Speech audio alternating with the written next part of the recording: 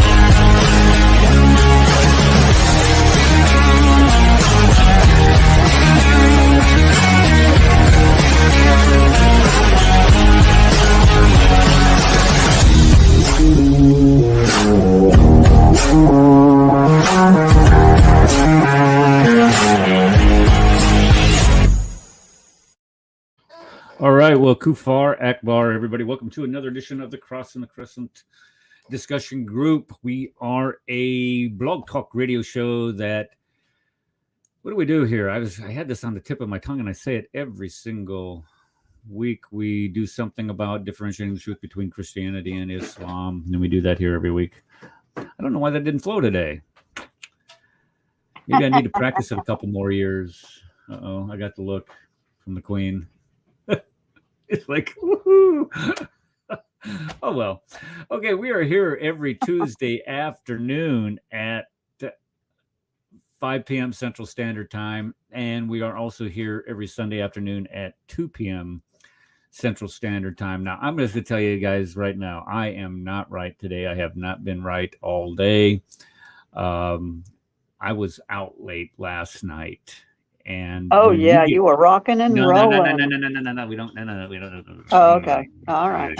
Okay. I was just out late last night, and I tell you what, my head hurts, and I just had a rough day, and I took a nap, an hour nap. I got up at like 4:15 this afternoon. I just laid out and. So tonight might be a little, obviously it already is a little rough around the edges, and that's okay. We don't get paid snap gob oodle buckets of money for this, unless it's on an odd month and the Jews leave their bucket right out here on the front porch of the Kafir house. I've actually had people accuse me of taking money from Jews for doing this. That's why I say that. This is supposed to be a joke. So don't be writing home, oh, he takes money from the Jews. That's an evil kafir. No, I don't. That's a joke. Okay, so what are we talking about today? Today we're going to be discussing Mecca once again. I think it's necessary to keep hammering this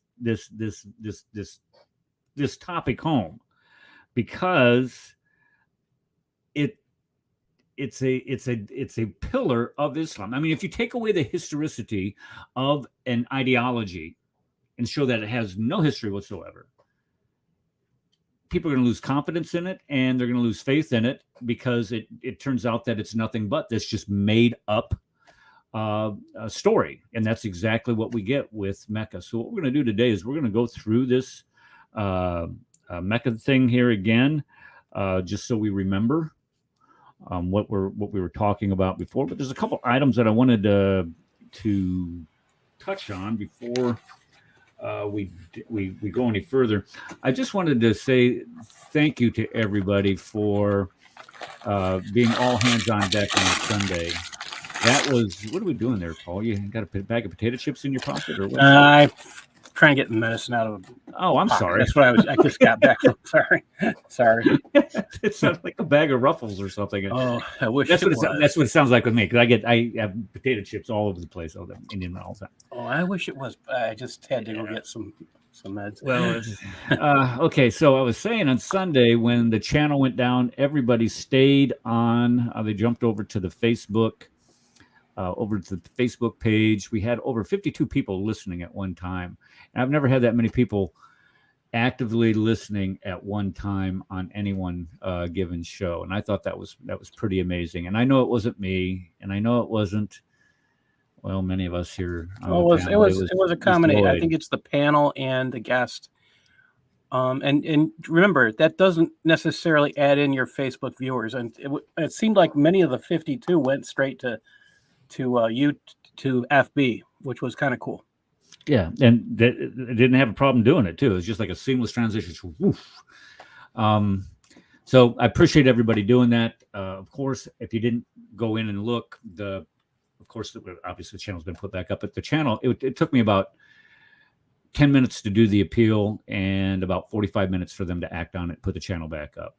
You can see how bogus whatever the complaint was. It was just absolutely ridiculous. And this is where I was when we look at what David Wood has done with his YouTube channel and why he did what he did with his YouTube channel. That's exactly why, because you have troll scumbags out there that'll do anything to, and it's like, it's childish is what it really is. It is really childish. If we either a low cognitive ability or a low mental capacity to understand that what they're doing is wrong. I don't know. Do you think that they actually believe that what they're doing is wrong? I didn't say they did. I said low mental capacity. Oh, okay. You qualified. That's right. Okay, you qualified it. Because if you remember what Beholderguard did to Kenny's channel. I mean, he filed all of these and they were bogus copyright complaints. Yeah, that was really sad. Yeah, it was. And well, this is where turnabout is fair play, and I'm not saying it's the right thing to do the opposite, but I'm saying that it's no surprise if those who do these things get their just rewards. I mean, by others, who would do these things. I'm not that evil. Not that. It goes against my personal belief structure. But I have no problem with having someone taken down because they put up false and misleading information, because that's one of the terms of service of YouTube. You cannot put up false or misleading information. And that is what Charles does. And he violates terms of service. Google has been informed of it, and yet they do nothing. Did you listen to the celebration video he made about it? No. Oh, that's probably the dumbest thing he did. What time did he put? I'm not going to link it, but he posted it like a half hour after the show or half hour after it happened. It wasn't very long. Oh. And he said something to the fact that I'm so happy right now that the cross and the crescent, and then he plays taps, as a eulogy for the military taps. Yeah, military taps. Interesting. Mm-hmm. And this is exactly what you would expect a child to do. And I'm surprised he knows what taps is about. Well, he says he was a Marine. So okay, habit. Then it would be from habit. Okay, learn behaviors. Yeah, and then also you get an email from the imam. What did he say? I'm gonna read this because this really. Oh, I have to say, funny. Rad was on his channel, and he took over. He was gracious, and then when Kenny came back, he was gracious too. I was highly impressed. In fact, I watched that almost the entire show, and it was highly impressive. Rad did an outstanding job. Well, I still say that he was kiss-tonguing Kenny for a while, but I still have to walk in love about that too. You know what? We might have a Republican in the making, thanks to Rad.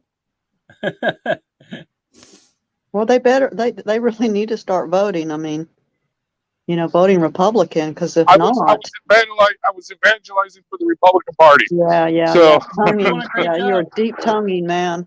No. I think that's I think Red No, is right. yes. We should at least acknowledge where we stand together. And I'm not saying I stand to walk in love, but he was still deep throating that guy, I found man. it fascinating. I'm sorry, guys. I was impressed. You were kinder than I am. What did he say? Gosh, I'm trying to find this. He sent you I think it was a smiley face or something, if I remember right. But big old laughing face. A laughing face or something. Mm-hmm. Yeah, but that doesn't bother. I mean, he said this is just the beginning. We know you are still teaching. Yeah, I remember this goes in phases, and I replied, if this is a phase. Let's see. You must be a genius for telling me how. The Imam said that this goes in phases. Oh, jeez. That's well. I thought he said that. I must. Let's see. Yeah, I remember you quoting that to me. So I was waiting to. I wasn't sure how that would end up, and it almost implies he worked together with someone else. But I think that was the purpose, was to imply rather than say, and I don't think he did take part in that. Okay. Well, it doesn't matter. I mean, he's he's listening. I mean, oh yeah. he puts it up that quick. Well, we're listening again, I'm too. still shocked that he actually addressed something and stayed on task and showed some evidence of actually having done some research, which was an utter shock to me. But then he read a lot of his research out loud from a book, which, if it was his, I would question. If it was his writings, I would actually question that. But yeah. Well, I didn't get a chance to listen in last night. What you guys were talking about? I saw it was dealt with. It had to do with transgendering and all that. Transgenders, and basically in the girls' bathroom. There was what Red didn't bring up was the transgender 80-year-old woman who caught a transvestite in a woman's bathing suit watching little girls get undressed. What, at like a pool or something? In a YMCA, and they actually banned the 80-year-old woman for kicking the guy out. No, she's actually banned from coming back. You would think it would be the opposite. And where's their mom at that time? Where the little girls are changing. With that is, I tell you where the mom is. Out in the parking lot, getting the 9 out of the glove box. Well, I have my biggest issue is what I saw proposed in the articles that I saw with this, is that there is no statement saying, at the girls' bathroom, males may appear in the bathroom or in the locker room nude. Males may share your bathroom. You think there should be a PSA at the pool or something? Oh, I think there should definitely be a PSA at the door. At the some door type of to the locker signage. Yeah. The opposite sex may appear naked in your locker room. Right. Well, they need to put that on the front door. This is Bill. Yeah. I think that's. And why don't they just make trans bathrooms then? What was that movie? Well, they did. They had, and what they were doing, and this is the thing to remember. At one point, they had a gender neutral or a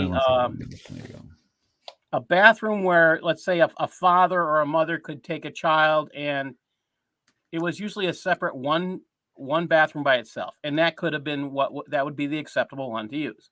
It wasn't labeled trans. It was just a single bathroom by itself, separate from them. I mean, they want a place where trans can go, and it doesn't belong in the wrong biological room. It belongs by itself, if that's what it comes down to. I agree. I agree. You're exactly right. Bathroom, that's fine. I agree with that 100%. If you want to compete in sports, male, female, and then have a third category of trans, and see how many people compete in that one. And if you're the only runner, look at the benefits. You're going to win a gold medal every time. Or if you're, you could be. But there's nobody to compete against most times. I would. Well, that's okay. You're still getting the gold medal. Nobody cares if nobody got a silver or bronze or 10th place. All you know is you got the medal, buddy. They get the. Well, you have to have a competition to compete with, because I was in swimming. I actually, when I was in, what grade was I in? 9th grade. Dartmouth College was offering me a scholarship. I'm glad I never took it. But yeah, I was. In my first my first swimming year in Oklahoma, I took all city, all conference. Then I went to state. Yeah. Well, okay. If you would have gone to Oklahoma and you were told that you were going to be on the swimming team, and you were the only one that was in your category that was going to swim, let's say the 400 medley, and none of the other teams that you guys competed against had anybody to compete against you, would you swim? No. They have to have somebody compete with you. All the schools look at that. No, that's the thing. This is why this. That's not how it works, Eric. I know how it works. I'm just saying, Connie, if they make this category male, and all of the different events that go on there, 50 free, 100 back, whatever, all those, that's fine. Female, and all those other events that go on there, 50 free, 100 medley, or 400 medley, or whatever they do. And then transitioning people, 50 free, 400 medley, 500 back, whatever the distances are. Nobody's going to want to compete. And that's why that needs to be done. Nobody's going to want to compete against themselves. And this is, it would expose how hypocrisy, how fraudulent these men are going in and trying to take over these women's events. Their only purpose to say I'm a loser and I can't compete against people of my own gender. Well, that guy that won all those women events, the guy he's a great swimmer. I'm not trying to disparage. Well, he's like 400th out of still, it's still in a country our size. That's still pretty doggone good. I mean, if you're 400th in a country, I don't care. You're still a great swimmer. But this is the selfish part of him. He wanted a way in which he could be the champion. So what does he do? All 6'4" of him says, I'm a girl now. And then slips on all this stuff and then takes a bunch of pills. And the next thing you know, he's a girl in a man's body competing against girls. You want to compete, if you want to do that, and you have those type of desires, those type of frustrations, no problem. We'll have a special category for you. We're not going to discriminate against you. But you're not a biological girl. You're not a biological man. And that's the bottom line. Every single cell in your body is a male cell. It has an X and a Y, Z chromosome. If you're a female, you have, 2 Y? I can't even remember how that goes. But you either have 2 Ys or 1 X. It doesn't matter. But every single cell in your body has those, identifying you as a male or a female. And there's not a thing that you can do. There's no amount of pills that you can take. There's no amount of hatchet jobs you can do to your body to remove things or install things, I don't know, to make you any different. And so if you're going to compete and you feel that way, that's great. Here's your category. Here's your sign. I'm sorry. The whole thing, and I don't want to say I agree with Kenny on this because I don't really necessarily know what his position is on all of this. What was shocking to me is he was not taking a Sharia stance. What do you mean he wasn't? Right, not at all. He didn't take anything close to an Islamic Sharia stance. He said, "Look, it's just wrong. That doesn't mean we have to say anything nasty to them. It just means you need to be someplace else." And again, he was as non-confrontational on this issue as possible, as PC as possible, which again goes against all Islamic teachings. And this is why I see where people are calling his form of Islam I don't like the term moderate, but and a fanciful form of Islam. And it was just he was so kind and polite in respect that he was just simply saying, we don't have to accept this. It does. I mean, but we don't have to be rude at the same time, which would kind of shock me. And I agree. I agree with that. I actually agree with that. You don't have to be rude about it. Saying, "Look, I think what you're doing is disgusting, and I think that what you're doing is perverted." You don't have to do that. You said just if you want to self-identify as a girl, go on ahead. Put a dress on. Put a wig. Or don't wear a wig or whatever you want to do. I don't care. But don't tell me that I have to believe that you're a woman just because you dress up like one. Don't tell me that I have to celebrate this lifestyle because I personally don't agree with it. And for you to demand that I celebrate yours is an insult to me. You don't have a problem. You don't seem to be having a problem insulting me. All right. Then when you are when you say that I don't agree completely, you want to feign some type of insult. That's absolutely wrong. So here's what I'm going to tell everybody listening who's on the job and any job. When you are informed by your employer that you must say a correct pronoun to somebody, you have to do what I did with my employer. When I was told that, I said, "Are you ordering me to lie?" I got silence for a few seconds. She had to think about it. No one else asked her that question because if she's ordering me to lie, I want it in writing. I want it in writing, then I'll comply. You are ordering me to lie. So when the day I get in trouble for lying, here it is. I'm sorry, I will not lie. That's part of why you hired me. Okay, here we get a correct answer on what I was trying to express. An X-carrying sperm produces a female XX embryo, and a Y-carrying sperm produces a male embryo. Hence, the chromosomal sex of the embryo is determined at fertilization. Thank you. Exactly correct. Thank you for extricating me from my scientific misery and classification of that. What do we call that? Taxonomy. This is the insanity when they say they can't define it. Any high school child who took high school biology can tell you this. And that's the thing that bothers me the most about I can't define it. I mean, yeah. And she's a Supreme Court justice today. I don't know. I'm not a scientist. Right. Yeah. You're a bozo then if you can't tell me what the difference between a man and a woman. This is a great comment here.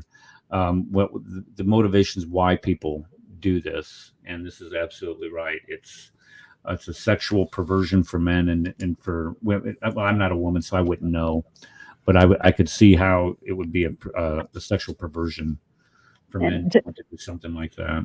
And do you know how many seconds that that transgender won by in that race? Oh, it was one of them was like a minute. Seconds. Yeah. Look at. I mean, that's a lot in swimming. Yes, that is that right there should tell. All those people that something's wrong here. It shows the difference. There is a difference between male and female as far as athletic ability, and especially when we're measuring the best against the best, there is a definite difference. Females have their bodies in a certain way, and males have their bodies in a separate way, and that's the way God designed it. It doesn't mean we can't compete against each other in some things, but it does say something about when you're going all out in a particular sport, that there should be different here. This is I'm gonna make a perfect illustration here. Sharon, are you listening, or do you have the ability to sprechen? Express yourself. I'm going to draw on her Marine Corps. Okay, Sharon. Were you required as a female in the Marine Corps to do as many push-ups for a minimum score on a physical fitness test as men? We had to do 50 in a minute. How many did men have to do? And I'm going to tell you the truth, I don't remember how many the men had to do. Was it more though?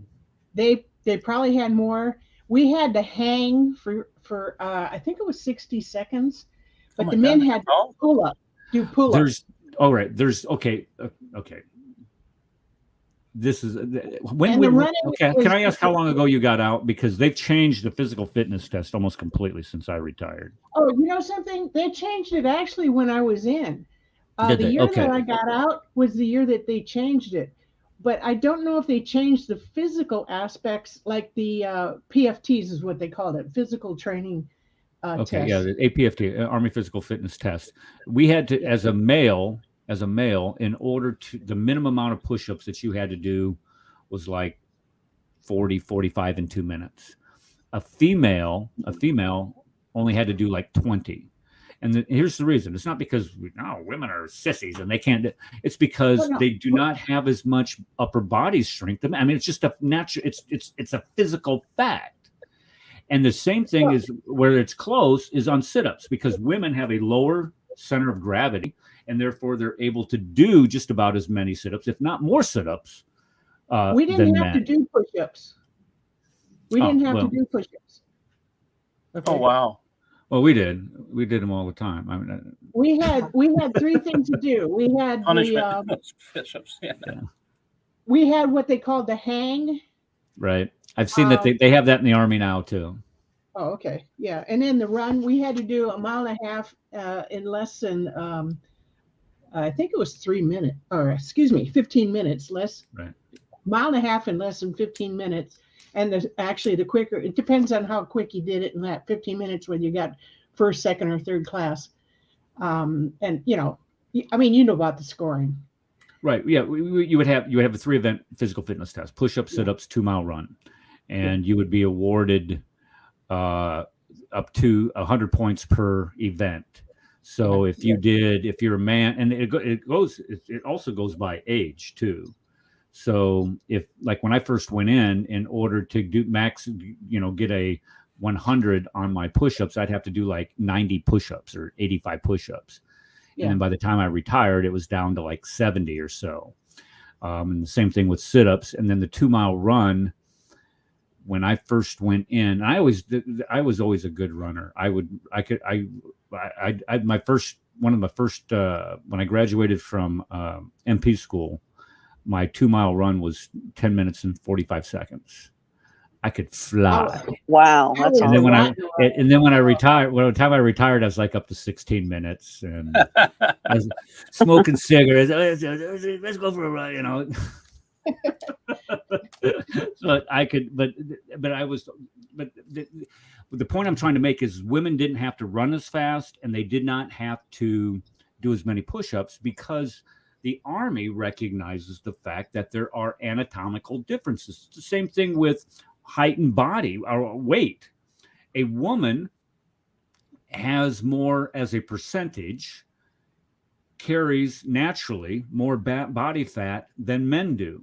So when we look at the standards for weight and to make a determination if somebody is overweight, they would say that men, you could only have, let's say, 20% body fat at a certain age. And then what women could have up to 35% body fat at a certain age. And the reason why is because of anatomy, physiology. Physiology is just different. Factually, it's just and to recognize that is crucial. And so this is what I would be curious to see, and I would have to call a couple of my pals on this to see if are the standards for the physical fitness test different for men and women today in the Army? And if they are, if I'm a transgendering male, do I get to come in at the lower standard if they are lower? For, like, to say I have to do, instead of doing 40 push-ups. Well, I'll tell you this. I don't believe this person who is the current head of the medicine and health for the country. I don't think he could pass any test. He sure doesn't look like he could pass a physical fitness. No physical. I mean, She I don't could know pass a physical fitness. if he that's could right. pass the running test. I would be in shock. Yeah. I think I might fall down in laughter if he passed, maybe a 15-minute run, maybe a 20-minute run. Yeah, I Probably a half hour. But I just think I think this, what our country has done is just that we've just gone insane. I mean, to not being able to recognize simple, biology, and then when you claim that you do, then you're called a phobe of some sort for not recognizing that. It's just simply wrong. Okay, Can I boast in me and my brother? sure, go ahead. Yeah, when we were in the 6th grade, so this is elementary, we had the president's physical fitness. Oh yeah, I remember that. Okay, he won the boys, I won the girls. His mile was a minute 15, 7:15. Mine was 7:30. Holy cow! It's 6th grade. I mean, for a girl, in Yeah, sixth we grade, were strong girls and boys. fun. Yeah. And there's something that we used to measure this. It's called your VO2 max, where you would measure your oxygen exchange, because some people just simply are not runners. They do not have the ability to keep a necessary amount of oxygen keep their blood oxygenated. That you have to have a big heart, physically a bigger heart, higher lung capacity. And some people they just have huge lungs and huge hearts, and they're just, and they can run like that. And then you have some people that don't. And no matter how much training that you take them out. And we used to take soldiers out, and as a squad leader, I say, what do you mean you can't pass a 2-mile run? What's wrong with you? You're not fat. I just can't run. Bull on, let's go. And then you take them, and they can't. They just could not. No matter how much you would take them out and run them, you'd run them into the ground. They still couldn't do it. Why? Because they're physically, they didn't have the capability. Didn't have anything with desire or heart or the motivation to do it. It's just they couldn't physically. Would they get washed out? I mean, if they couldn't complete it, or they'd send if you could not, this is one of the things Army did. We would do. If you could not pass a physical fitness test, if you could not pass two consecutive physical fitness tests, which is 6 months apart, you were chaptered out of the military. You were not physically fit. I just had the same thing with weight. My church wash out of the Marine Corps because he could not pass the physical part. He had asthma, and he was losing out on part, and I was surprised he signed up with asthma. You get kicked out basically. But we practiced a lot, because I myself could barely run a half a mile. By the end of boot camp, I was running 3 miles. So we practiced. They got us out there running around the track and running the majority of the people. You're absolutely right, Sharon. The majority of the people can do that, but it's conditioning. You have to condition people to do it. But there are people out there that are not physically capable of doing that. They got kicked out of the boot camp. I'll tell you that. Well, yeah, they get kicked out. Yeah, they get kicked out of boot camp, and they never make it in the mainstream. They never make it over to their EIT, their advanced individualized training. So, well, now you got the military recognizes it. Why can't? No, the military doesn't. Where now they got the trans army. They're all inclusive. Well, see, that's what I'm wondering. That's what I want to find out. If you are a transgendering male in the military, do you only have to meet the minimum standards? Well, number one, are there differences in the minimum standards for an Army physical fitness test today between male and female? And if there is, if you are a transgendering male, do you still have to meet the male, or do you get to come in under the transgendering female? Because if you're having problems meeting the male one, this would be a great way to keep. So I missed it because I went in the tunnel. Keep yourself in the military. What's that?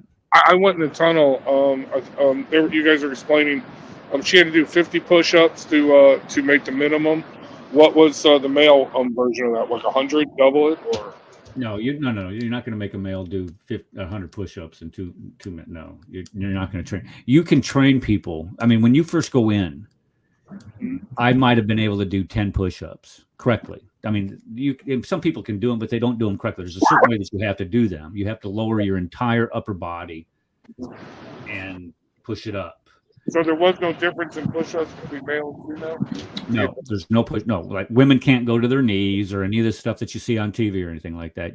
They still have to do a push-up where they lower their entire upper body and then push it up and lock their elbows and then come back down, up, down. There was some controversy when women tried to join the Navy SEALs. They just couldn't do it. Because I don't know if because I think we do have women Navy SEAls now, don't we? I know we have. I'm going to tell you, on average, women are not able to do that. However, there are women out there that have the ability to do that and do that. There are women out there that can do that. There was when I was stationed in Panama, we had a female that could actually, she didn't beat me, but she could actually keep up with me. She would come in like 20 seconds, 30 seconds behind me on those 2-mile runs. And I was like, and all the other men are behind her. And you're like, what the heck is going on here? How are you able? And she was just a tough old bird. She was a pretty good MP too, by the way. But, no, because I know they wash them all. I don't know if we have any female Navy SEALs. I know we've got female Army Rangers now. And my dad told me, that was tough. Like, a few months of just doing, constant drills, setting up 72 hours constantly. Anyway. But I don't know. Anyway. The good old days. I don't know how I would feel in boot camp if they put a man in our bathrooms too, because we did not have a lot of time. So there was some times where we had to take showers together, So we got 15 minutes to get 50 women showered. And you put a man in there, I don't know if I could handle that. And that's the thing. That's what they want to do. Your comfort, okay? Your comfort as a woman is subservient to the comfort of a man who thinks he's. Seriously, think about that. That's what I see what you're saying. Yeah. Because we don't want to make the transgendered women out there feel uncomfortable, do we? No. So therefore, we just have to make all the women uncomfortable. That's the solution. That's the democratic way. Yeah. Anyway. Yeah. So I had to tell you, Eric. I don't know if you listened to it. You guys were talking about it. I couldn't chime in. But yeah, I was playing nice with Kenny. I kind of had to take over his show for a while. He did. He did actually take over the show. It was funny. I welcomed him back, though. I let him back in. But yeah. What did he drop? Did he? Yeah, he dropped for no kidding. Yeah, so I just kept it going, dude. I was like, hey, whatever, dude. me and he's had a good conversation. That was funny. But I played nice because I'm trying to convert him to Republicanism. And then from there, we can see what we can do. Good luck with that one. Yeah, I was gonna say this whole transgendering thing. If you look when it started with the military, it actually started with Clinton with the "Don't Ask, Don't Tell" policy. Yep. Where they changed, and all it did is it started anyway, is that when you go to sign up for the military, you fill out a form, and there's all kinds of different questions on this form, and one of the questions read something to the effect, "Are you a homosexual, or do you plan to engage in homosexual?" Or maybe they were separate. Women went, "Are you a homosexual?" So what they did was they started crossing out that line. Okay, so you didn't have to answer it. Okay, so if you're a homosexual, then you don't have to answer that question. Woohoo! Before it was a disqualifier. You don't get to go in, but now you can go in. Then it got to the point where when they were letting homosexuals in, they were practicing homosexuality while they're in the military. And as Sharon said, this is something that is very uncomfortable for people. So if you are in a men's bathroom and you're showering and you have somebody that is a known practicing homosexual showering right next to you, that makes you very uncomfortable. So people would report these people to the commander and say, "Look, this guy's a practicing homosexual.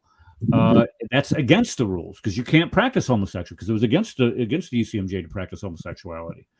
So it got to the point where it's okay. Don't ask, don't tell.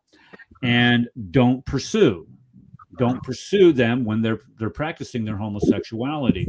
And then it got to the point where if you even made a complaint, you were the one that was called the bad guy. So it's don't ask, don't tell, don't pursue, and don't complain. Just deal with it.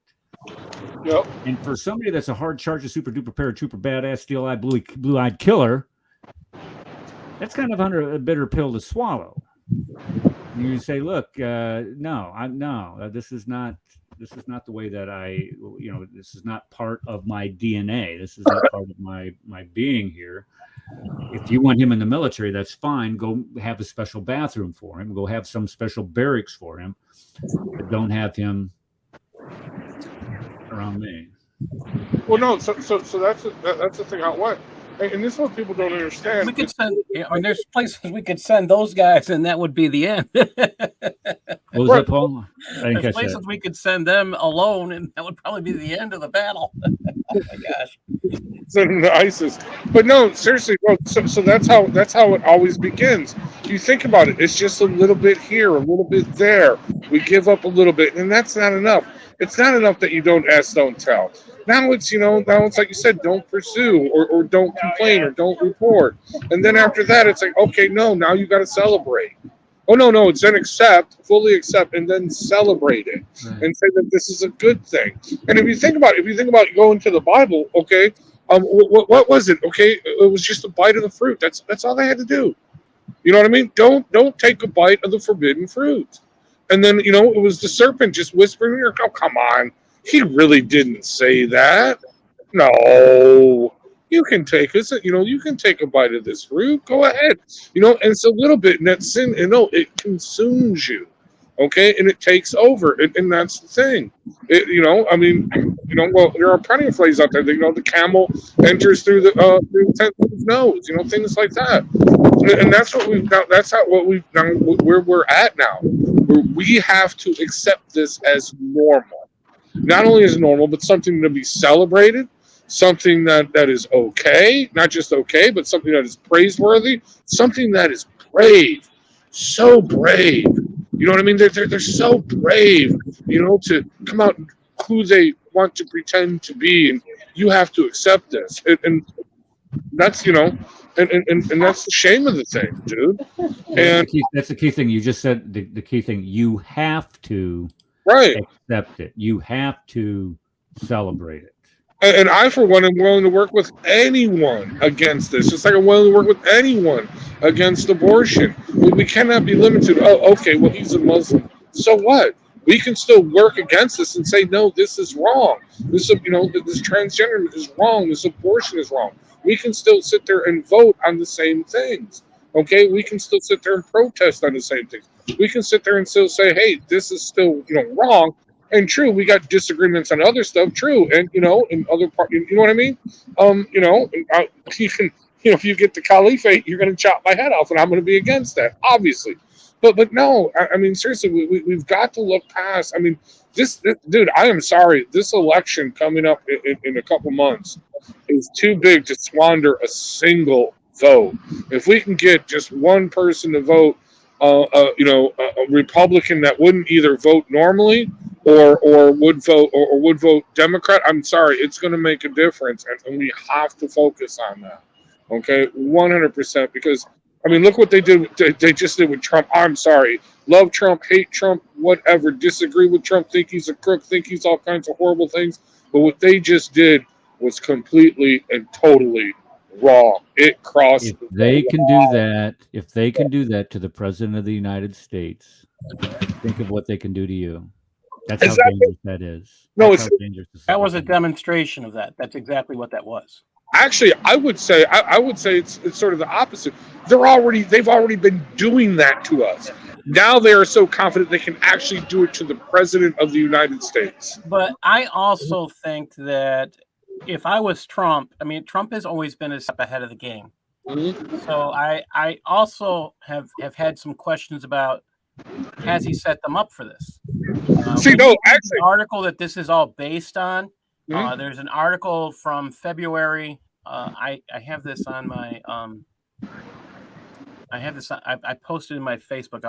For those of you connect to my Facebook, you can find it. But there's an article that is out in was out in February that said Trump had taken some documents and the archive had insisted that they get returned. Well, that happens with almost every president.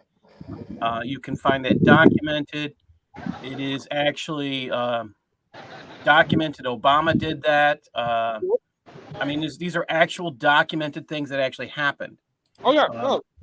So again, to send the FBI for this is something unbelievable. But again, if like Trump, like I said, he in every situation during his presidency, he was a step ahead and he set them up to do these stupid things. Well, now it comes down to if this is a setup. Trump has stated he has not touched these documents since they've been in that place.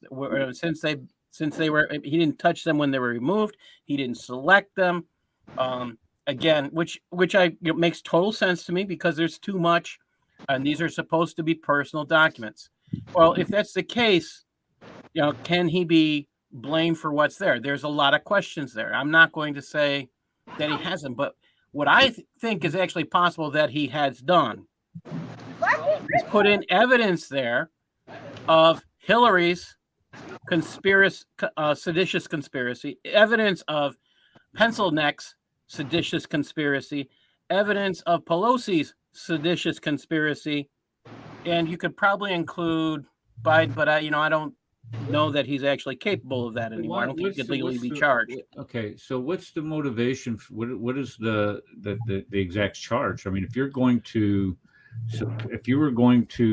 sign a search warrant, that's what I'm getting at. Probable cause of they're committing saying a crime. He had illegal documents on his person they're saying he had secret documents that had to be placed in the archive.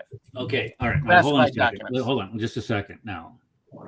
Okay, do they know for sure that these documents are not exempted by privilege? This is why it's such a bunch of BS.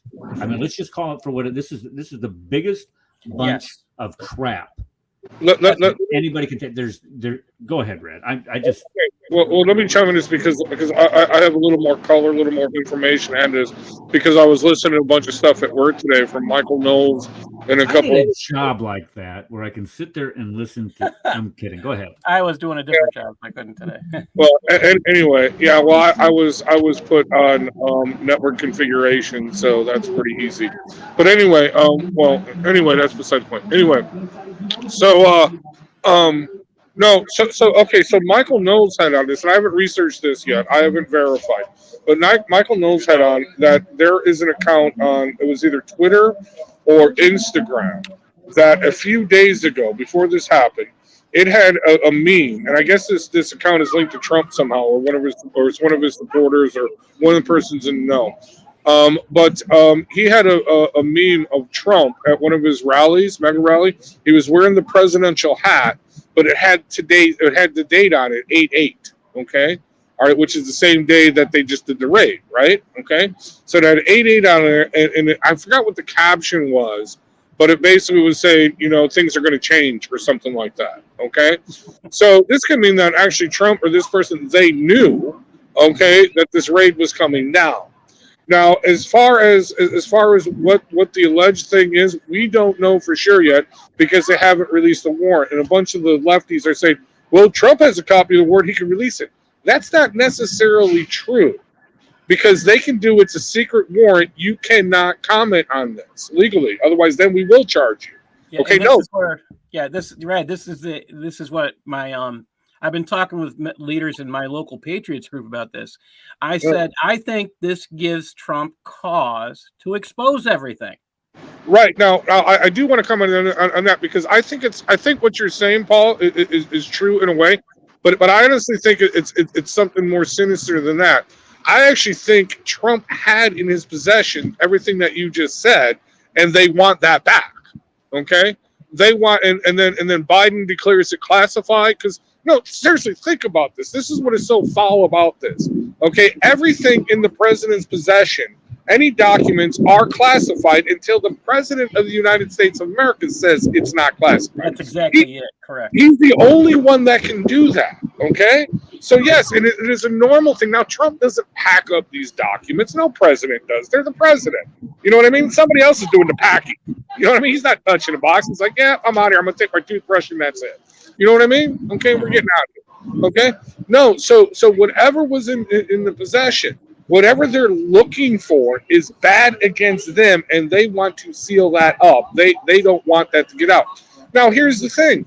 They're in negotiation. Okay, no, because that's the way it works. You get all the documents out that you can, and then you negotiate with the lawyers, with the different departments, and the National Archive. The National Archive does not declare what is classified or not, okay? Exactly.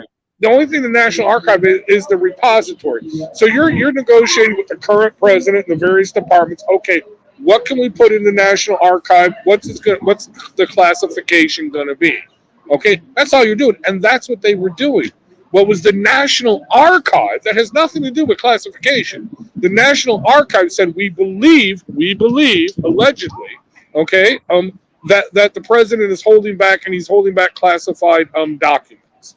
Okay, And but he's the this is president. He based- can do and that. This is based on, believe it or not, this is the killer. You ready? Mhm. This is based on a claim. This is where it gets really silly. Uh-huh. A claim that a plumber Yes. found shredded documents in the plumbing. It's a That's okay, what this Dr. is a- Kufar no sent me in plumber has Skype. That's what that testified, means. And no plumber, no. This is a unreported source, an imaginary source. Wait, did you see the pictures? Did you see the pictures of the toilets? The news person who's been pushing this, okay? They're showing pictures of a toilet. One of them looks like it has some paper in it. The other one is empty. But these toilets, I'm sorry, when I imagine the toilet in the Oval Office in the president's personal residence, I do not imagine a toilet that looks like it's from my one-bedroom apartment. Okay? You know what I mean? That's seriously what it looks like. It's really small, really tiny. It's like, dude, there's no amenities. There's no presidential seal. You know what I mean? Okay, come on. They put that presidential seal on everything. Yeah. You know what I mean? It's Yeah. funny. It's funny because there's no this is where I think Trump has grounds and may have set them up. Now, again, if his hands are not on any of those boxes, which I believe happened. Now they have this information because they remember he was in Florida. Florida's where they went. The warrant was served in Florida. Right, yeah, but he was They someplace. go to a Florida U.S. district judge to fight the warrant. They don't go to D.C. It was served in Florida. So this is where things start to blow up. And I think this will reveal a lot about what's in those boxes. And I think this is the beginning of something much bigger than we expect. This is where I'm going to try and disagree with, because guess what? You're never going to see the light of day of whatever was in those boxes. They're declared as classified. Well, So, again, yeah. I still think this was set up. Now I don't know what's in those boxes. I have no clue. But I don't think there's what anything. they're claiming, what they took, I'm guessing if he's never touched those documents, and if they have what I'm thinking, and if he has what I'm thinking, he has copies hidden away. Well, even with that, Paul, though, here you still have executive privilege. Yes. What they have no business putting any hands on any documents that he had as president. None. The big question is how can they go after President Trump for alleged no knowledge of anything when we have evidence of Miss Bleachbit stealing? Well, this is what we were discussing at the beginning of the show. Yeah. Forget all of that. I mean, because we can sit there and say we can go to Hillary and her bleaching of the computers. We can go to Hunter and his laptop. We can go to Obama and Holder with the Fast and Furious and the running guns into New Mexico and whatever. Yes. We could do all that, but that just sounds like we're just bickering. This is so much bigger No, than this is that. this is so evidence of huge. one-sided judgment. This is a precedent that the FBI, Department of Justice, could not only raid a former president, but also a potential and realistic candidate or potential threat to the current regime.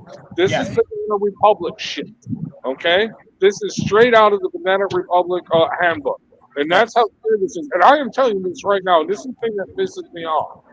Republicans are weak on this. Yeah, they're saying we're going to have hearings and we're going to have committees and we're going to have oversight.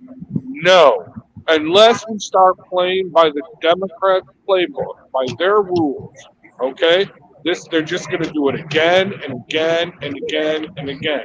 We need to make the Democrats holler like Sherman did on his march towards the sea, and that is the only thing.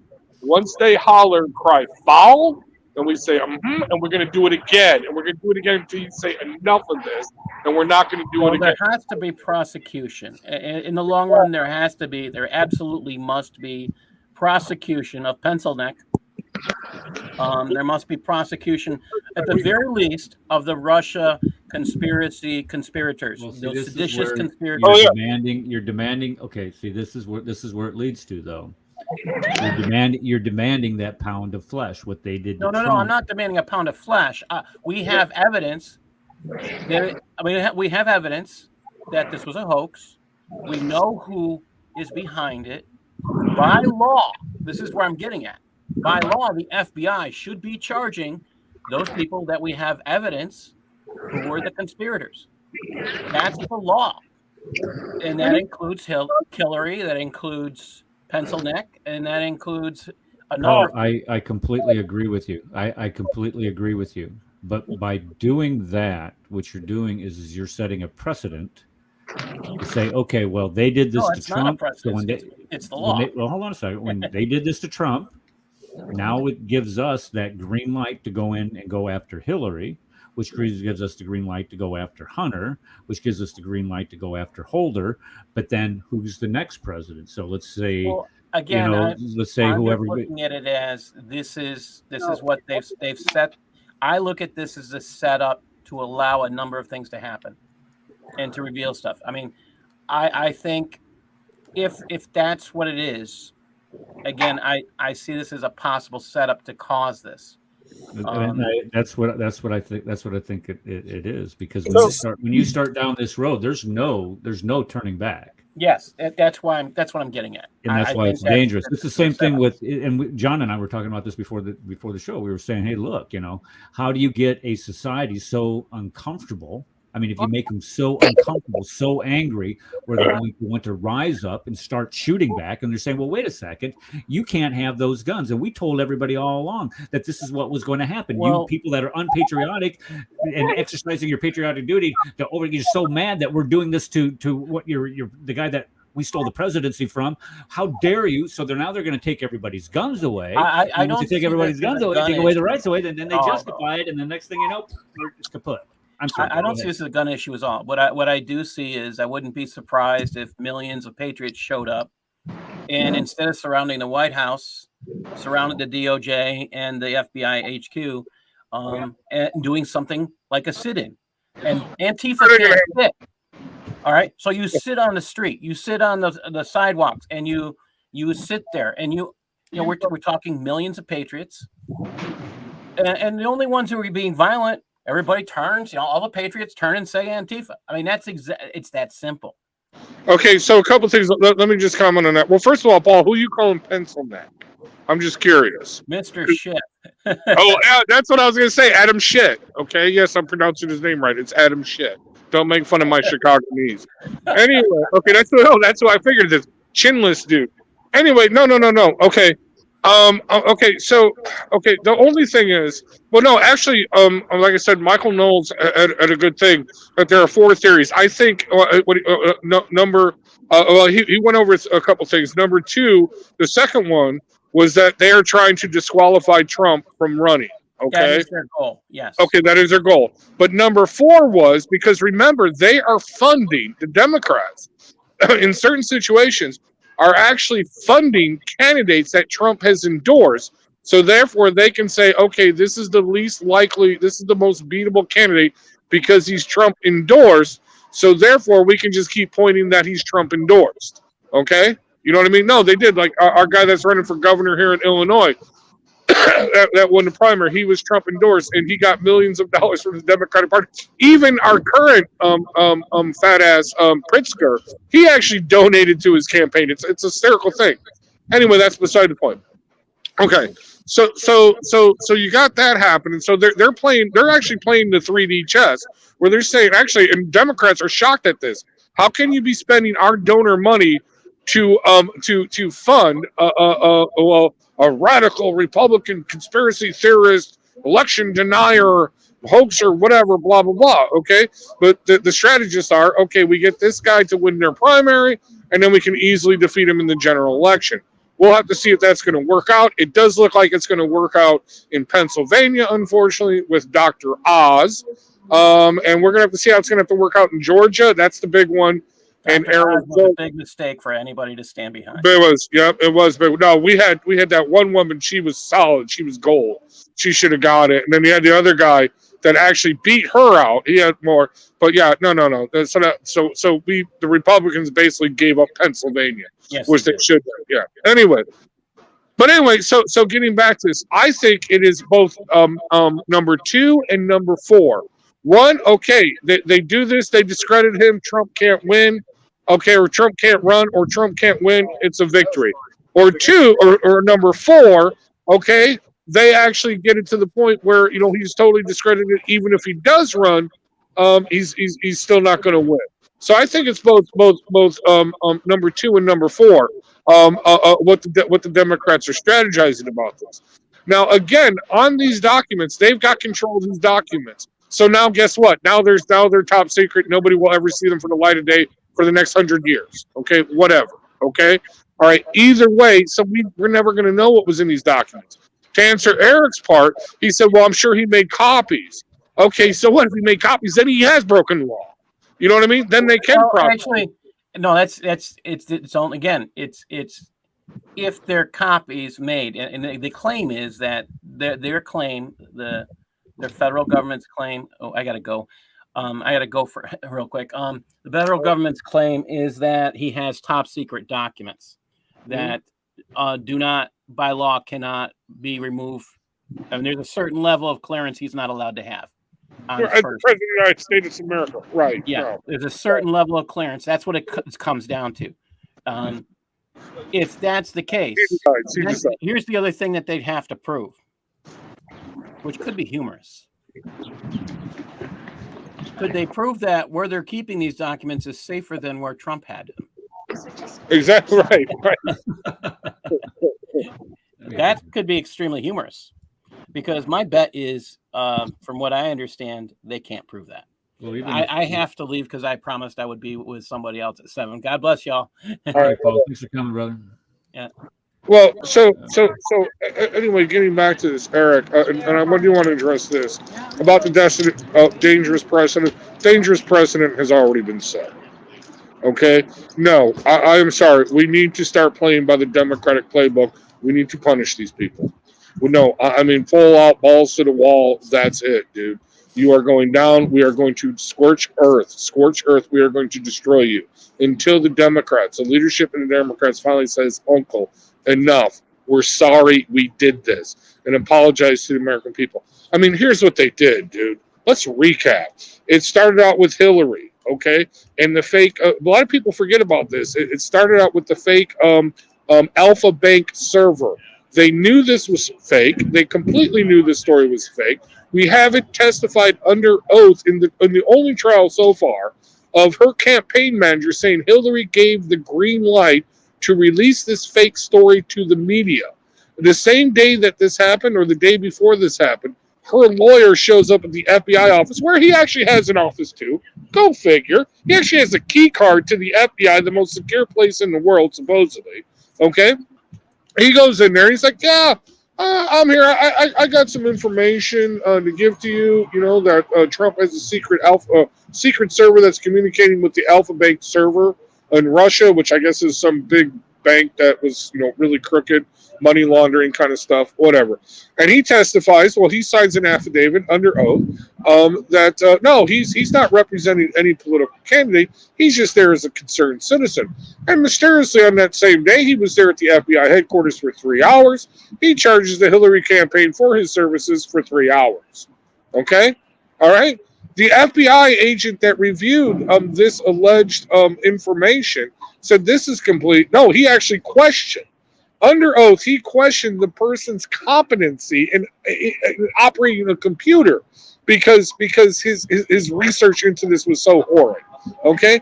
Every single intelligence agency around the world said this was bunk, including MI6, including Mossad.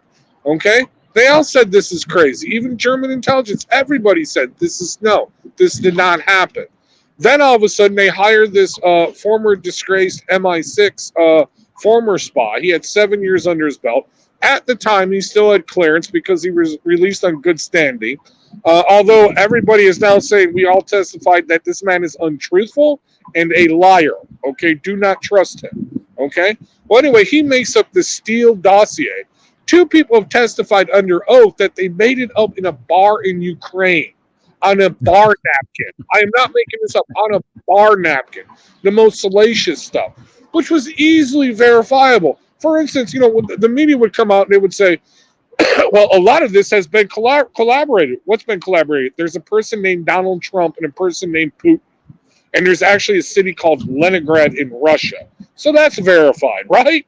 Oh, and there's also a hotel, whatever the hotel name was, in Leningrad. But you know what's not verified? Okay, what doesn't exist is that there is a presidential suite. There is a room that this happened. There are no prostitutes. They actually we spent $30-something million or $70 million, I forgot how much. We actually sent Department of Justice officials to go to brothels and contact escort services in Leningrad to find these prostitutes, okay, that supposedly peed on the picture of Barack Obama, right? They couldn't find nothing, okay? All right? Because nothing existed. This whole thing was made up, okay? Every intelligence agency, including the FBI, including the CIA, including Mossad, including MI6, have all come out and said this was bunk from the beginning. This was nonsense. Okay? And any news organization, all they had to do was go through it and just verify. But instead, no, they just said parts of it have been verified. Yeah, there's a Leningrad, there's a Russia, there's a guy named Donald Trump, and there's a guy named Putin. So we verified some of it. Right? Makes sense. Okay, anyway, they took this Steele dossier and they gave it, even though in the Oval Office there's a meeting, they have this documented in text messages between the FBI agent that was actually on, okay, the special investigator. He later got fired because he was having an affair with this other chick. That's another story. Anyway, they have this, okay, so they file it. Here's how this works, Tara, and everybody else listening to me. I'm sorry to rant, but here's how this works. So the FBI gets this document, even though the FBI's own internal board said this is bunk. But now it is given to the FBI. So now the FBI has to notify, guess who? Barack Obama at the time, and then later Donald Trump. Yes, we do have this document. It was submitted, so we have to investigate it. And that's all they have to say. All right? Okay, so now there's an open investigation. There's no investigation. It's just bullshit.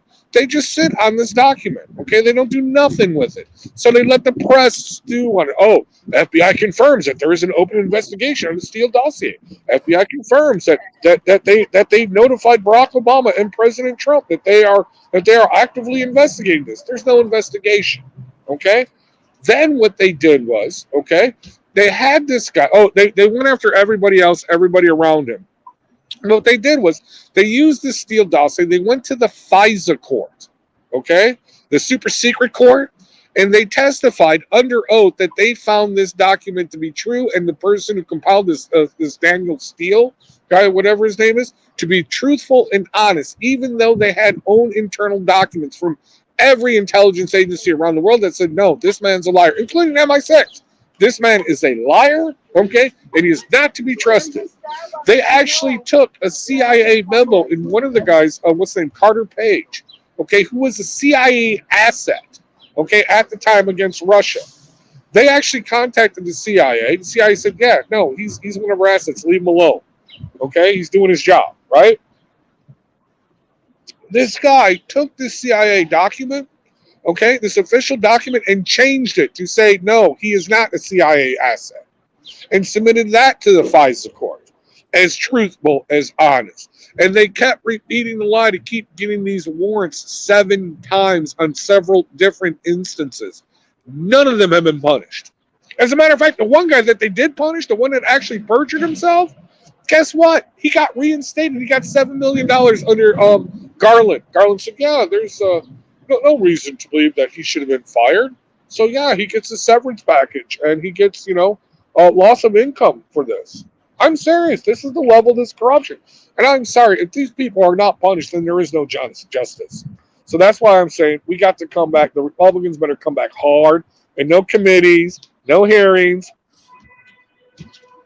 no oversight. Okay, so you say that we're not going to have any committees, we're not going to have any hearings. No. What I'm saying is this: they can have So what they're going to do, and I hope they don't do it, but no. What the standard thing is, we're just going to have hearings and committees, and we're just going to embarrass you, and that's it. There's going to be no charges. No, I am saying there needs to be charges. I am saying people need to be prosecuted, and not prosecuted. By the way, the only person to be prosecuted so far who got the not guilty charge. Do you know about this? No, the jury. Admittedly, this is not. He should have. What's his name? Darren. No, it's not Darren. I forget his name. The guy that's running the investigation. This guy should have pulled the case right away.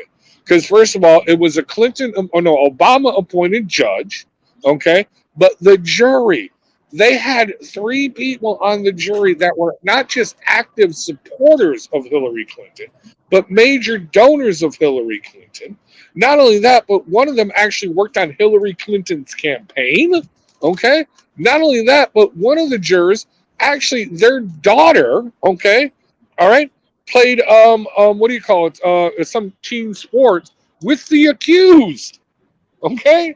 And then you had another juror who believed that all cops were fascists and pigs, and then another juror who was a Bernie Sanders supporter. Okay, the outcome. I mean, seriously, nobody believed at this point that this man was going to be found guilty, and of course, he was acquitted. Okay. So I'm sorry that the game is rigged, and until Republicans realize this, they're never going to get a fair shake. The game is rigged, and unless they start rigging the game themselves in their favor, I am sorry, there is no justice. And we will get, we're going to go 4 more years of Biden if he decides to run again. Do you think he's capable of running again? There's no way this guy's going to run again. I mean, it'll be somebody else. But he wasn't capable of running the first time. I agree, okay? But there's when you have as many people in his party that have come out publicly and said, hey, in polls that they don't want him to run again. There's no way they could do it in any good conscience. They have to find a way to get to show him the door. They will. They just can't do it. Who else are they going to get? Okay. Well, that was a longer rant than I anticipated, but a lot of it is true, just giving us a history of all that. And I was going to say, all of it is true. What do you say? Are you saying I'm a liar? Are you saying I'm a liar here? All of it was true. 100%. Factual. No, I didn't say it. What did you? I didn't say that. Kenny was right about you. Kenny was right. No, I'm joking with you. I was just kind of musing at what Obama did when he was president, and thinking about, if you think about, let's say, Fast and Furious, authorizing guns to go across our border into Mexico, into the hands of the cartel, and Eric Holder, AKA, if you look at what they did to Stephen Bannon, or not Stephen Bannon, Steve Bannon, or other members of the Trump administration, for just saying, I could care if you charge me contempt or not. I'm not testifying. Holder did the same exact thing, and he was the sitting attorney general, for crying out loud. No. that's just sick. Second thing he did was he took Bo Birdaw, that traitorous piece of crap, and traded him for 5 top Al Qaeda prisoners out of Gitmo. Who later wound up back on the battlefield. Right. Who the heck does, what type of idiot, what type of scumbag does that to our country? That's just a slap in the face. They knew what this guy had done. They didn't need to be told what he had done. They knew what this guy had done. They knew that he was a traitor. They knew that he walked off his post. They knew that he went to join the army or the other side. And yet they still did this. And then lastly, right as they're going out of town, what did they fly into Iran? They flew pallets full of money, cash, that they knew that by flying in this cash, not U.S. denominated, they skirted the law. This is how they skirted the law, because the law said that you could not give U.S. dollars to Iran. So what did they do? They converted it into not Deutschmarks, but euros or whatever, and then they flew that in. Yep. So, to think that there's any type of sense of justice, or there will be any type of justice coming from these past people, this is the point I'm trying to make, Brad, is you're not going to have it. When you have the abject evidence against these guys, you're just not going to get it. The desire's there. I get it. The motivation's there. But what I think this is going to do is this is going to motivate the base. This is going to motivate people to say, all right, Donald, you need to get in, and you need to get in now. And if they're going to go after you, you can say, well, we already know it's political, but you can illuminate the politicization of this entire thing. I would think that would be the smart move on his part now, and just saying, look, okay, you want to do this to me? All right, fine. I'm going to run for president, and I'm going to show you exactly what a bunch of dirtbags you are for trying to do this. Yeah, well, here's the messed up part of this part. I actually hope he doesn't run. I think the Senate would be the best choice. Well, you're letting them beat you into a hole. Then, if that's what you want, you like what Trump did. You like what he did. I think DeSantis could do it better, and I think DeSantis could actually do it wiser. Because Trump was actually his own worst enemy. You think DeSantis has a better business head than Trump? Oh no, I think he has a better just political sense than Trump. In other words, what needs to be done, and what Trump didn't do, because he did have policy. What Trump should have done is fire the entire executive branch. Anybody that was nominated or appointed by Obama, they should have been terminated or sent to go guard a broom closet. Okay, whatever. And then, they were doing it. He did appoint a lot of judges. Okay, especially the Supreme Court justices. Okay, et cetera, et cetera. But no, that total executive branch, the total top heads of the FBI, he kept Comey. He shouldn't have kept Comey. I seriously believe Comey did that October surprise on Hillary Clinton because the Democratic Party realized that, oh crap, Trump is going to win. And if Trump wins, that means Comey's gone, right? That means Comey, the guy at the FBI, cannot get rid of the incriminating evidence or control the incriminating evidence. And with Comey, we got someone we can work with, and that will work against Trump. So there were several mistakes on a political level that he made that turned into his downfall. DeSantis is a lot smarter than that because he's politically savvy. Okay, what I'm saying is this: well, if Trump gets elected again, then Trump pulled in the old guard. Trump pulled in what's his name from the guy that worked against him, the hawk that got us in Iraq. What's his name? Starts with a B. Anyway, but no, Trump just took the neocons, and the neocons worked against him. No, they should have gutted that whole entire thing and said, "Hey, I'm getting fresh people in here, fresh ideas." Now the problem was, and this is the thing what the Democrats did with the FBI with the weaponization, because they tried it with General Flynn and a couple other people. They went after everybody that he was going to pull in that was fresh, and these people didn't realize how wicked and evil this was. Okay. No, and they used the FBI and they turned against them, and they attacked anyone that wasn't establishment. Okay, all right, and they attacked anyone. They're like, yeah, sorry, I'm just a regular business guy. I'm just a regular this, that, or the other thing. I can't get involved with this crap. It's too toxic. where I think DeSantis would have more play on that. And he would definitely be able to get rid of. I mean, he's demonstrating that right now. He fired that district attorney, okay, who was not prosecuting laws.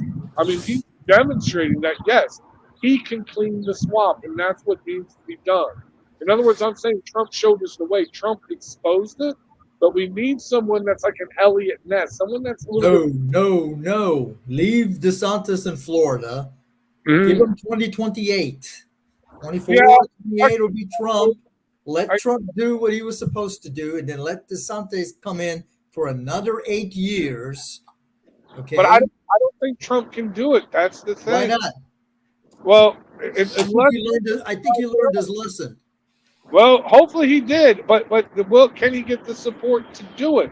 Remember, not only do you got to fire the people or send them to the broom closet, but you also got to be able to bring the new people in. Okay, think about. Okay, let's just take a step back here for just a second. Here's the guy that had no political experience whatsoever going into the highest office of the land. And if you look at the list of accomplishments this guy was able to get done, and done with a bunch of rhinos, done with a bunch of people that were entrenched bureaucrats, done with a bunch of opposition, getting the wall built for once, moving the embassy to Jerusalem. I mean, all of these great things that he did in his first term with extreme opposition. If he goes into 2024 and we have at least one or both of the houses, all of these things that we're talking about, investigating, that can happen. And I agree 100%. Because look who he appointed to be his attorney general right from the get-go. Jeff Sessions. Jeff Sessions was in the Senate for since James Buchanan was president, for crying out loud. This guy was there forever. And this is the mistake that he will not make again, because now he knows the lay of the land. He knows how easy it is to get stabbed in the back, and exactly what type of motivations these people have. I think he would be a much better candidate. And this is just me speaking. You can have a different opinion. That's fine. I'll just mute you. But this is him. He's going to have more experience going into this than DeSantis ever could. So I think he would be, and then like Ed said, or not Ed, John said, go ahead and then bring DeSantis in 2028, because DeSantis is that guy is absolutely. I agree, he's absolutely amazing, and I think he needs to be president. But I think that before he gets there, let's do 12 years. Let's do 4 more of Trump, 4 and 8 of DeSantis. Or the only way that I could see it where I would be okay with it is DeSantis runs as vice president. Oh, definitely. Guys, And he gets 4 years of experience. So when he runs and gets his 8 years, then I think that should be the ticket. I agree. I think that should be the ticket. Either way, tighten up the ship. Okay. I'm sorry. Trump was his own worst enemy. And no, don't get me wrong. That was Trump. That's the beauty of it, though. That's what I miss, that candor. I miss that pointedness. I miss putting them panty wearing sissies. No offense, people, in their place. I miss that, and that's exactly what they needed. And it was a breath of fresh air to see it, and to see him do it again. When he was on the other night he was speaking someplace. It was just. CPAC. That's what's that? CPAC. CPAC. That's right. CPAC. Thanks. Yeah. The directness that he had, and then using analogies to demonstrate his point. That's the Trump. That's what he does. Does he talk? Does he get off script sometimes? Yeah. And that's what you want people to do. That's what you want it from the heart. You want that honesty. When he gets off script, like I said, I've been to 3 of his Mecca rallies. One of them, I had really good seats, behind, but then they moved us. No, when he goes off script, no. Seriously, if you go to one Trump rally, you've seen them all, okay, until he goes off script. Because then when he goes off script, it can be anything. And when he goes off script, when he went off script in Kenosha, Wisconsin, when I saw him that one time, when I was, when I had the really good seats, which, of course, all my footage, because my Facebook page was deleted. Anyway, you've seen some of them, I'm sure. But no, it was really great, really great. But no, my concern, like I said, my concern is this: will he be able to do what someone else who is a little bit smarter, a little bit more savvy, should be able to do? That's point number one. Point number two: are we just going to get a repeat of this? I don't know. Point number four, I give you. Well, yeah, well, whatever. But point number four, and this is the most important part: if he does run, which he will run, and he gets nominated, honestly, remember, we've been here before, people. He won that election. Will they cheat and just do it again? And remember, there are still a lot of Republicans who don't want this man to be president because they know they're going to be gone as well. You know what I mean? Okay?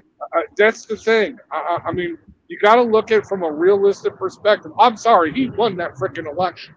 Okay? There is no way 85 million Americans voted for brain dead idiot who didn't campaign, who didn't go out. Nobody goes and celebrates him. Nobody goes and shows up when he speaks. Even today, even without COVID, there's no massive crowds that show up. You know what I mean? Okay? You go to Trump, even during the height of COVID, wherever, there were hundreds of thousands of people that would show up at these rallies. Okay? Or even on the side of the street, most of the stuff that I go to, hundreds of people on street corners all over here in crooked Illinois, dude. Okay, we're everywhere. You don't see that for Biden. Come on, you're telling me? If you look at the numbers, what is the and who was mentioning the Supreme Court case that was coming up in October about where they're going to be looking at whether or not it was illegal for state Supreme Courts or state governors to issue executive orders to change election law in order to accommodate this. It's coming up. Yeah, it's coming up. And again, there were two states that definitely should not have been certified because they broke constitutional law. Okay, well, that's the whole thing. It wasn't just two states. There was a lot more than two states that went out there and had governors issuing executive orders to send out mail-in ballots. Secretary of States and Supreme Court justices doing it. No, the whole thing was a farce. There's a whole article in Time magazine. Right, okay, so they literally, the title is, hold on. The title of this article in Time magazine is how we stole the, well, not how we stole the election. But yeah, basically that's what it says, how we stole the election to save democracy or some crap like that. Go look it up. I told you how they did it. Well, this is guys. Go ahead, Ed. How you doing? All right. Pretty good. How are you guys doing? Good. It's good to see you. How do you know when a nation's under judgment? How do you know that? How do you know when? When he hands us over to corrupt leaders or corrupt judges. Exactly. So we end up with Biden. So, okay, regardless of whether he won the election or not, right? It's God's will that guy is in the White House right now. Why? Because he's there. He's there, right? Okay, so what do we do? What do we do to stop it? Well, we vote against these idiots. Second Chronicles 7:14. With all this crap that they're doing, dude, and we pray and repent and do it. Yeah, we turn back to the Lord as a nation. Until we do that, it's nothing is ever going to get better. It's not going to get any better. That's why another thing most important is your local school board elections. Pay attention to who they are putting on the school board this November, or if they're having special elections. Exactly. You got to pay attention to that. You got to pay attention to your local city councilors, your local everything. You got to pay attention to this stuff.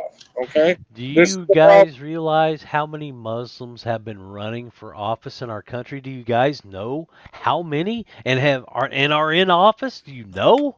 Well, it depends. It depends what they're running on. If they're running on the Democrat platform, I would have to say no, they're just as vile and evil. But if they're running on the Republican platform, like I was telling, dude, you guys can hate me about being nice to Kenny on the transgender stuff. That's fine. I am saying this: we need to work with everyone, Muslim, Jews, atheists, whatever, on this topic, on the topic of atheism. If they are willing to vote against this crap, if they are willing to stand against that crap, okay, we can work with them on this. Okay, all right, they do. But if they're running under Ilhan Omar's ticket of let's turn America into Somalia because I love Somalia, let's make it look like just like home. You know what I mean? No, of course not. That crap's got to go. Okay, but again, all that crap's got to go. All of it. Not just some of it. All of it's got to go. Okay, so you got a choice, Ed. You got a choice. So you can vote for a Democrat who's going to be transing your kids, abortion for everybody, or a Muslim Republican who's going to say, no, I'm against the transing the kids, I'm against abortion for everybody. Or there is a third choice. I can run myself. Okay, you can run yourself, but are you capable of winning that election? That's the thing. Well, are you? All right. No, hold on. I won't know until I run, right? I won't know until I run, right? I agree with you, but let's say you do a third party candidacy, and let's say you can get conservatives to vote for you. Okay, all you're going to do is you're going to take away conservative votes from that Muslim who was against No. That's just giving in, man. No, that's not just giving in. That's political facts. These are political realities. There are so many votes to go around. And that's why it's set up the way it is. No. You got let's do basic math. You got 100 votes. Okay, you need 51 votes to win the election. Okay, you got a candidate. Okay, yeah, he's a Muslim. Okay, he's against all the trans crap. He's against all the abortion crap. He's against all the crap. He is for school choice. He is because he's a Muslim. He wants to put his kids in a Muslim school. Whatever. He's for all this stuff that conservatives are for. Okay, he can possibly win, but here comes the third candidate. Again, there are only 100 votes. Okay, the Democrat is guaranteed 40 votes. Okay, so now you've just taken. Let's say you can get 11 votes. Okay, you've just taken 11 conservative votes away from the one who can win. This is basic politics. I have one name for you guys. Hold on. I got a name for you. I got a name for you. What? I got a name for you. What? Ross Perot. Exactly. That's my point. I was part of that party. I joined that party. That was the first time I voted. I love Ross Perot. I voted for Ross Perot. Oh yeah, I love that crazy old man and his voodoo stick. And he was right. Okay, I'm gonna mute Rad until he comes back with true repentance. Yeah, I mean, we got Clinton elected. Again, still, I believe. I'm trying to say is until we get back to where we are supposed to be as a nation, I don't care what you complain about here, what you say is right or what's wrong. It's not going to matter until we get right as a nation with God again. Period. That's what's got to happen. And that's why Eric does these shows, is to educate people. Yeah, that's to get us looking to God, looking to truth. First Chronicles 7:14, Connie, is that what you said it's from? Yes, sir. Second Chronicles 7:14. Second Chronicles, okay. I always get that mixed up. I don't know why. Okay, guys, I'm gonna. And you're forcing me into politics, by the way. Thanks a lot, guys. Dude, no. I'm gonna call it a night, guys. I tell you, Keith Urban was just a little too much. I am just worn out. Oh, come on, you're a super trooper badass, whatever. Hey, maybe we should all run. His eyes are getting squinty. They were asking how many push-ups you could do, and I was telling them that, say, oh, I can't. There's nobody can do 100 push-ups. Oh, no, you can. You can do these push-ups. It's in technique. Because we should vote for Sam Shimon for president. How about that? Sam Shimon for president. What do you guys think about that? Sam Shimon, is he a U.S. citizen? Yes, he is. He'd be an awesome president. I don't know. Well, he's got a temper that's kind of like Trump, so that might be a good thing. You need hey, man, he'd be the man. Is he a deal with it. Natural born citizen? See, I can't be president, but hey, I could do some damage in Congress. I don't know about Sam. I love Sam too, but I don't know if he'd be a good Barack president. Obama pulled it off, didn't he? Hey, Obama. I'm not trying to compare. I'm not trying to compare. I'm not trying to compare, but hey, Sam's a U.S. citizen. Okay, so you're comparing Sam to Barack Obama? Is that what you're saying? But you have to be you have to be a land-born citizen to be president. Okay, all right, guys. He was born in Kenya. Peace. What's And that, I Jared? think, what's her name? Kamala. She's not a Obama natural was born. born in Kenya. Remember? That's Yeah. what his He book. was That's at, what his autobiography said. I agree. That's what his autobiography said. The first That's what his Kenyan-born college editor ID of the Harvard Review says. or whatever. and his valid birth certificate is Kenya. What he Yeah. showed us was a photoshopped copy, and that was proven because some of the names on the Photoshop thing was wrong at the Didn't time he Trump was get born. into some type of hot water for saying that at one time? Where Yeah, well, Yeah. he's still in hot water, but He's been in our hot government, water. Yeah, who cares, our right? government is proving to us that they hate us, guys. It's That time to take after our country today, back. I agree 100% Hey, that what if this is there's God's part of the time to government end that has that. Now, don't get me wrong. I believe the majority of the FBI agents out there are good, decent, hardworking, honest people. But it's now hold on a Forget second. it, forget it. They're not doing anything. They're not standing up. They're not talking. If you are okay, now if you consider this, you and can't this is use the same that. thing, I'm I can just tell you with following the ranks. orders. I can tell you with the ranks Obama's coming up. brother was on TV too. He said he was born in Kenya. I can tell you that coming up through the ranks in the military, there are certain things that you tolerate and certain things that you support, certain things that you can say, certain things that you cannot say. And a lot of these lower ranking FBI agents that are on the ground doing the grunt work are, I believe, truly decent people. They're being ruled by a bunch of tyrants. They're being told what to do by a bunch of corrupt people that have so entrenched themselves into this DC swamp that, because if you're a soldier and you're told, hey, look, you see that plane over there? Go get on it. You're on the first thing smoking going into, a hot zone or something. You do it. You don't question that. That's why we have a chain of command. You just can't question it and say, well, all of them are corrupt. Now there probably are. There are a lot of them that are corrupt. I would agree with that. In any organization you get in, you're going to have a certain amount of corruption at any level. But the majority of them are, I believe, decent, hardworking people that are interested in protecting the American citizen. But the perception is getting there, and it's getting, after what happened last night, it's getting to a level that we have not seen, that we could say it's dangerous. Yeah. Remember what it says on your currency, guys. In God we trust. You got to keep trusting in God. You got to put Him first. Make Him first. Amen. Let's go ahead and end with that. I appreciate everybody coming. I was looking at the YouTube, and God Logic is live right now. So if you guys want to jump over and check him out, we're supposed to be on our program next Tuesday, and hopefully he'll make it. Who knows? But God bless you. Thanks for coming, and we'll see you on Sunday. And don't forget Sunday. Where did Rad go? He probably dropped out. You got him mad. Yeah, I'll give him a call. All right. God bless you all. Thanks for coming. I appreciate you guys. Both for Ross Perot. Careful now. Is he still alive?